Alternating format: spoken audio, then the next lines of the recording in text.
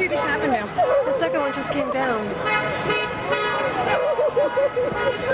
But I work in the work. I tell you, well, I don't have The second building just fell.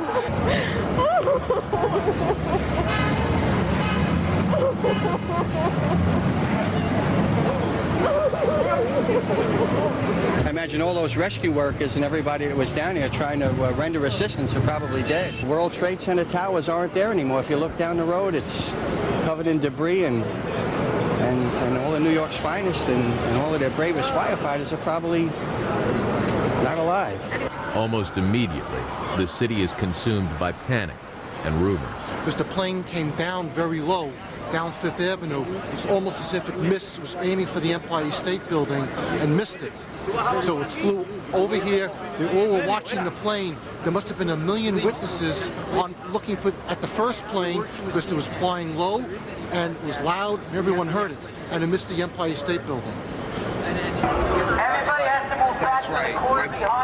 My nephew's in there. I got friends in there. I'll apologize tomorrow if I'm wrong. Tomorrow there'll be too many people dead. There's nothing to talk about. They hit my family. Okay, I think it's them. I'll hit them back. That's right. What family? My family. I have relatives in there. Okay, just talking through how you know where they were. Because they went to work this morning. I've been able to use the phones here, and I've been talking to people, and they all have these horrific stories, and the worst stories are of people who know people who work in the World Trade Center. Both of them are down.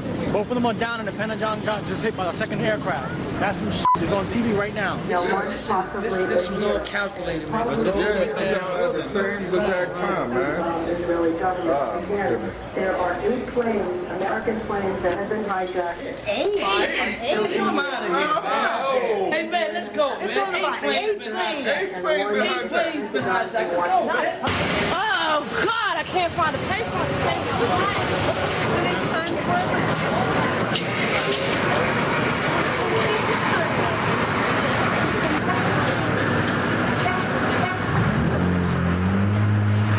There is no subway service. The Transit Authority said that everything is shut down by order of NYPD. That is what I got. We have lost everything. Nothing is moving in or out of the city. All subway service is dead. We are out of business as of right now. Until further notice. Do they have an idea of when it's going to resume, or like until that smoke clears up, until the structure is safe, there is nothing moving. Everybody that was on that plane is dead. We don't know how many people are dead in the World Trade Center. So there's nothing going to be moving.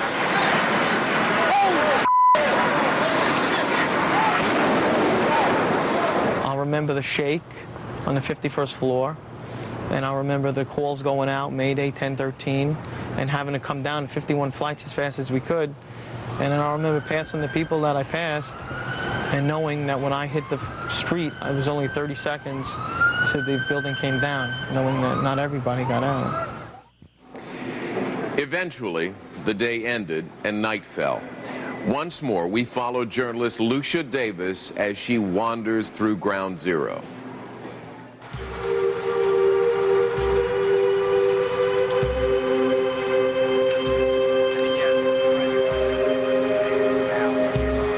It was totally different at night. It was very eerie. It was pretty horrifying. I went out about 9 o'clock at night. The sun was down. There were police barricades everywhere. We had to think of ingenious ways to get through if we wanted to get close to the site and what was really happening. I knew it was a dangerous situation, and I still felt that it was important for me to go in for the world to know what had happened and what it felt like. The first people who were staggering out of the scene that I saw were the firefighters, and I was reluctant to even talk to them because what they had seen was so horrific. You can see the grief and the shock on their faces and the physical exhaustion. How's it going? They need a lot of heavy equipment to get everybody out. Really? Yeah, it's a lot of heavy steel in the street. Do you think there's a lot of people alive still? I really don't want to speculate. What does it look like down there? Looks like a war zone. all the steel from the building, all the facade from the building. There's papers everywhere. You know, it's devastating, very devastating. Nothing compares to this. This is a war. I am sure that experienced war reporters know what this is like, but this is my first time being in a war setting.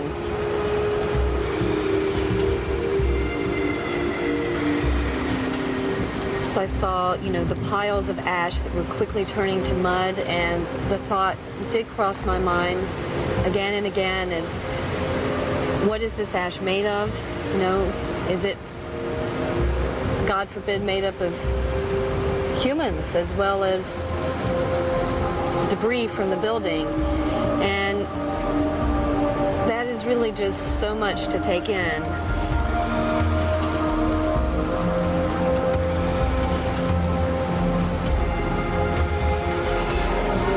Your mind doesn't feel. You're not in touch with your emotions. It's, you know, adrenaline is rushing, and it's flight or fight kind of response. And maybe for me, with the video camera, that's a fight response.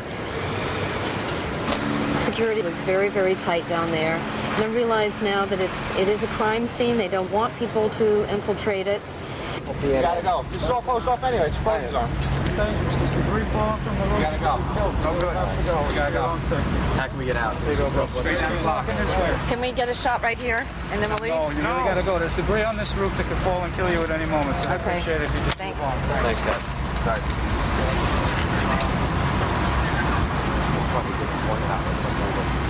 I stopped shooting around 3:30 or 4 in the morning. There was no more good that I was going to do. You know, I had done my job, so I left. As we left, I saw more and more emergency vehicles arriving. There were, I believe, there were a lot of military vehicles coming to the scene. There were bulldozers and so forth. And as I got past all of that, the streets were really, you know, deathly quiet. No one was on the street. None of the places were open. Maybe 2 or 3 people walking here and there. And in some ways, I was feeling lonelier. I keep waking up and cannot believe that what's happened has happened. I can't get the images out of my head. It's a lot for the human heart and mind to comprehend.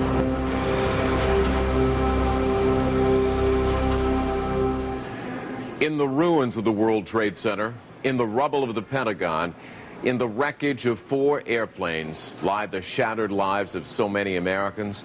Our hope is that from those ashes can rise a new national resolve and a new faith in America. I'm John Siegenwald.